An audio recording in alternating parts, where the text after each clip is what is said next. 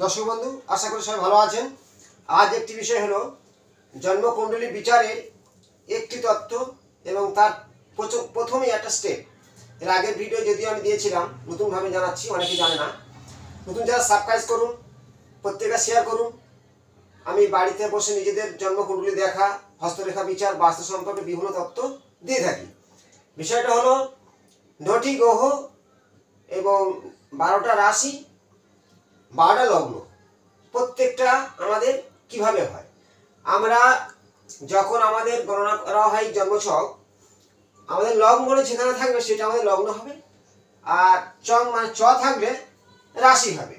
চন্দ্রকে ধরে রাশি আর রবিকে ধরে লগ্ন। এবার চন্দ্র একটি রাশি এই মোট 360 ডিগ্রি 30 ডিগ্রি পাস করতে মাত্র 2.5 দিন সময় নেয়, আর রবি নেয় 1 মাস একটা ঘর পাস করতে। শনি 2.5 বছর, তাহলে শনির ভূমিকাটা একটু বেশি। এবার বুঝতে হবে আমাদের যাই লগ্ন হোক, লগ্ন চেঞ্জ হতে পারে, রাশি থেকে গণনা করা যায় এবং রাশির কিছু কারকতা অনুযায়ী প্রত্যেকের জীবনে কিছু মিলে যায়। লগ্নটা অনেক সময় চেঞ্জ হতে পারে, রাশি আমাদের মেন ভূমিকা। এবার এই রবি, চন্দ্র, মঙ্গল, বুধ ও বৃহস্পতি এরা হচ্ছে আমাদের এ টিম, আর বেটিম হলো শনি, শুক্র, রাহু আর কেতু, এদেরকে বলা হয় বেটিম।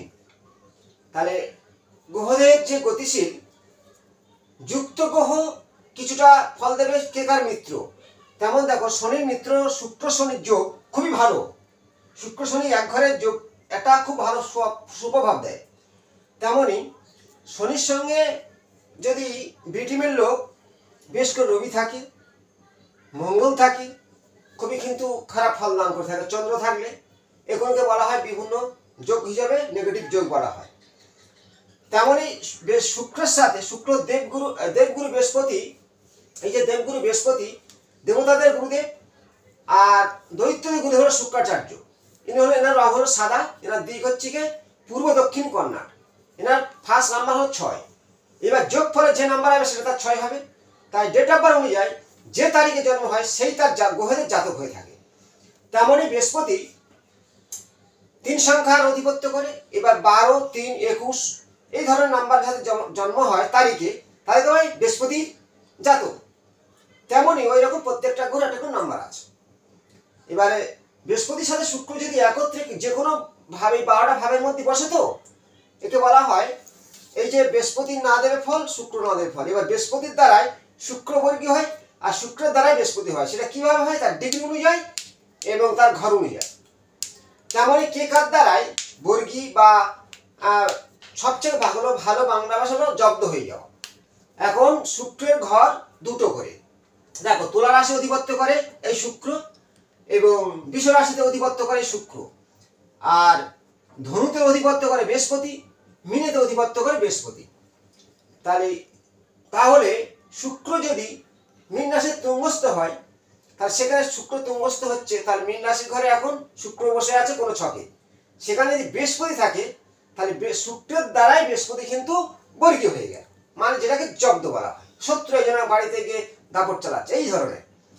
তেমনি বৃহস্পতি যদি বৃষ রাশিতে বসে, সেখানে তাহলে শুক্র থাকে, তাহলে বৃহস্পতির দ্বারাই সেই শুক্র বর্গী হয়ে যায়। আবার ডিগ্রির মান কার কত আছে দেখা যায়, শুক্র 0 ডিগ্রি বা 2 ডিগ্রি 4 ডিগ্রি, বৃহস্পতি 10 থেকে 12 ডিগ্রি বা সমান সমান ডিগ্রিতে নেও অনেকটা ফলদান করে থাকে। নক্ষত্র কেন শোনা আছে, তাহলে আমি এটিম ও বেটিমির ব্যাপার বলে যেমন শত্রু মিত্র, যেমন রাহু রবি চন্দ্রের শত্রু হয়ে থাকে। কারণ রাহু যখন রবির সাথে গ্রহণ সৃষ্টি করবে, চন্দ্রের সাথে বলা হয় গ্রহণ দোষ, পিতৃঋণ ও মাতৃঋণ সৃষ্টি হয়। কারণ রাহু রবির সাথে থাকলে পিতৃঋণ, পিতৃদোষ, চন্দ্রের সাথে রাহু থাকলে সেটা মাতৃঋণ বা মাতৃদোষ।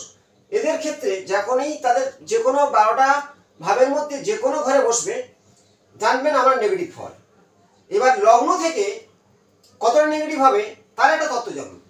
মেষ থেকে আমরা 1 ধরবো, লগ্ন যেখানে থাকবে এখানে ফার্স্ট হাউস মানে 1, তাহলে এই 1 সংখ্যা থেকে 1, 2, 3, 4, 5, 6, এই 6 নম্বর ঘরটা, এই 6 নম্বর ঘরটায় যদি আপনার রবি ও এই রাহু একত্রে থাকে, 8 নম্বর ঘরটা একত্রে থাকে, আর 12 নম্বর দ্বাদশ 6, 8 ও 12 ভাবে রাহু রবি আপনার জীবনে মারাত্মক নিউলি ফল দান করে দেবে। এবং শনি, দেখো শনির সাথে যদি এই চন্দ্র থাকে, শনি আর চন্দ্র 6, 8 ও 12 ভাবে থাকে, কারণ 6 নম্বর ঘরটা আমাদের বিচার করা হয় তার কত শত্রু আছে, কি রোগ হতে পারে। 8 নম্বর ঘর মৃত্যুর ঘর, সেখানে কত ভয়ঙ্কর দুর্ঘটনায় মৃত্যু হতে পারে। আর দ্বাদশ ঘরটা হলো মানে ব্যয়ের ঘর, তার সঙ্গে আরো কিছু বিচার হয়, বিদেশ যাত্রা, এটা সে প্রাপ্তি সম্পত্তি, গুপ্তবিদ্যা, এখানেও কিছুটা মানে চাকুরি থেকে বিচার করা হয় 6 নম্বর ঘর থেকে কিছুটা। কিন্তু মেন ভূমিকা হলো রোগ শোক ব্যাধি শত্রু, 8 নম্বর মৃত্যু দুর্ঘটনা অ্যাক্সিডেন্ট, আর দ্বাদশ ঘরটা 12 নম্বর ঘরটা হলো ব্যয়। তাহলে আমরা যে শনি আর চন্দ্র একত্রে এই 6, 8, 12 হয়ে বসে সমান ডিগ্রিতে, আপনার মানে ওটাকে বলা হয় 20 যোগ। আপনার জীবনে মানে বারবার সমস্যা আসবে। এই চন্দ্রের সাথে যদি রাহু বা কেতু থাকে, আমার জীবনের বদনাম আসবে না, আলোকিত জীবন, চন্দ্র একটা আলোকিত গ্রহ, জীবন অন্ধকার ঢেকে আসবে। যে কোনো ঘরে বসলে হবে, বেশি খারাপ ফল দেবে 6 নম্বর ঘর, 8 নম্বর ঘর, 12 নম্বর ঘর, এইটা মূল কথা। এবার ভাবার আছে, এই যেমন মেষের অধিপত্য করে কি মঙ্গল, এই যে মঙ্গল মেষ রাশিতে অধিপত্য করে, বৃশ্চিক রাশিতে অধিপত্য করে, দুটো ঘর মেষের। এই মঙ্গলের শত্রু হিসাবে শনিকে ধরা হয়, শুক্রকে ধরা হয়, রাহুকে ধরা হয়। তেমনি মঙ্গল আর শনি যদি আপনার লগ্নের সপ্তমে থাকে, বিবাহ ঘর নষ্ট করবে। 6 নম্বর, 8 নম্বর, 12 নম্বর ঘর থাকে, তাহলে 8 নম্বর যদি শনি আর মঙ্গল আপনার লগ্ন থেকে 8 নম্বর ঘর থাকে, তো হঠাৎ দুর্ঘটনায় অ্যাক্সিডেন্ট মৃত্যু হতে পারে। অষ্টম ঘরটা 6 নম্বর ঘরে ভয়ঙ্কর রোগ ব্যাধি, দ্বাদশ ঘরটায় প্রচুর ব্যয়, ঋণ হয়ে যাওয়া, আর তার সাথে কেস মামলা মোকদ্দমা। এইবার বুঝতে হবে, নিজের ঘর কেউ নষ্ট করে না। যদি এখানে আমরা লগ্ন হয়, ধর যে কোনো আমরা অন্য লগ্নে, এখানে 8 নম্বর ঘর পড়ে যায়, কারণ ওটা নিজস্ব মঙ্গলের ঘর, বৃশ্চিকটা নিজের মঙ্গল ঘর। নিজের ঘর বাদ দিয়ে দেখতে হবে কোন ভার বসে আছে, তার তেমনই ফল করবে। আবার মঙ্গল নিচস্থ হয় কোন ঘরে? মঙ্গল নিচস্থ হয় তুলা রাশিতে, এই কর্কট রাশিতে, ভুল বললাম, কর্কট রাশিতে মঙ্গল নিচস্থ হয়। তাহলে এই কর্কট রাশি ঘরে যদি মঙ্গল থাকে শনিযুক্ত হয়ে, আমরা লগ্ন থেকে যদি এটা অষ্টম ঘর হয়, আমার জীবন ভয়ঙ্কর বিপদ আসতে পারে। তেমনি ভাবতে হবে রবি, রবি নিচস্থ হয় তুলা রাশিতে, এই রবি তুলা রাশি নিচস্থ হয়, রবির সাথে শনিযুক্ত হয় তুলা রাশির ঘরে, আপনার চোখের সমস্যা আসতে পারে। যদি এটা 6 নম্বর ঘর, লগ্ন থেকে 6 নম্বরে পড়ে যায়, 8 নম্বর পড়ে যায়, মাথা রোগ, চোখের রোগ, রবির সাথে শনিযুক্ত, বা আরো পিতা পুত্রের সমস্যা 5ম ঘর পড়ে, এই ধরনের বিচারগুলো আমাদের করা হয়। 12টা ভাব মানে 12 রকমের বিচার আছে। একটা করে ঘরে মানে হিসাব মতো 42 রকমের বিচার করা হয়, 42 রকমের বিচার করা হয় একটা করে ঘরে। আমরা শর্ট টাইমের মধ্যে কতটা বলবো, তাই যারা কুণ্ডলী দেখাতে চান, জন্মকুণ্ডলী, আজ 8টার পরে আমার ফোন নাম্বারে যোগাযোগ করুন। অনলাইনে আমি প্রেডিকশন করে থাকি এবং হস্তরেখাচার করে থাকি। কিছু তথ্য আপনাদের জানাচ্ছি। বর্তমান মীন রাশিতে, ধরো মীন রাশির ঘরে শনি বসে আছে, সেই শনি 2.5 বছর থাকবে। তাহলে আগে আর পিছনে সামনে 3টে ঘরে 7.5 বলা হয়। এখানে শনি আছে বর্তমান, তাহলে কুম্ভ রাশি 7.5 চলছে, মীন রাশি পূর্ণ 7.5 চলছে, মেষ রাশি সবে শুরু হয়েছে। এই শনি মীন রাশিতে বসে আছে, তাহলে মীন রাশি শনি থাকলে কি হবে? 3টে ঘরে 7.5, কুম্ভ, মীন ও মেষ, 3 জনের 7.5 পূর্ণভাবে চলছে। তাহলে মেষের সবে শুরু, কুম্ভর হচ্ছে সেকেন্ড পার্ট মানে লাস্ট পার্ট, আর মীনের মানে ফার্স্ট পার্ট হয়ে গেছে দ্বিতীয় পার্ট। এইভাবে যে মানে 2.5 বছর করে ওনার 7.5 বলা হয়, মানে 2.5, 3, 7.5, আর 3টে ঘর মেকআপ করে। তাহলে শনি মীন রাশিতে বর্তমান বসে আছে।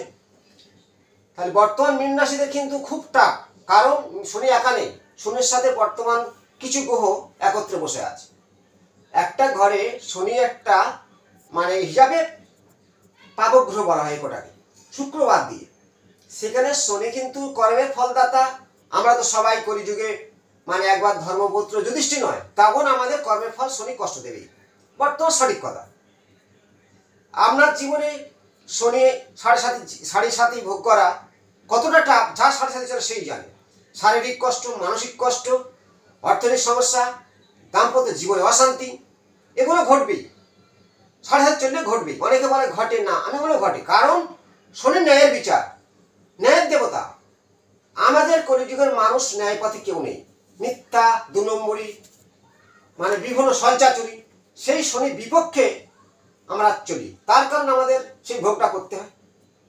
সাড়ে সাথে মূল কথা হচ্ছে কি এই 3টে ঘর।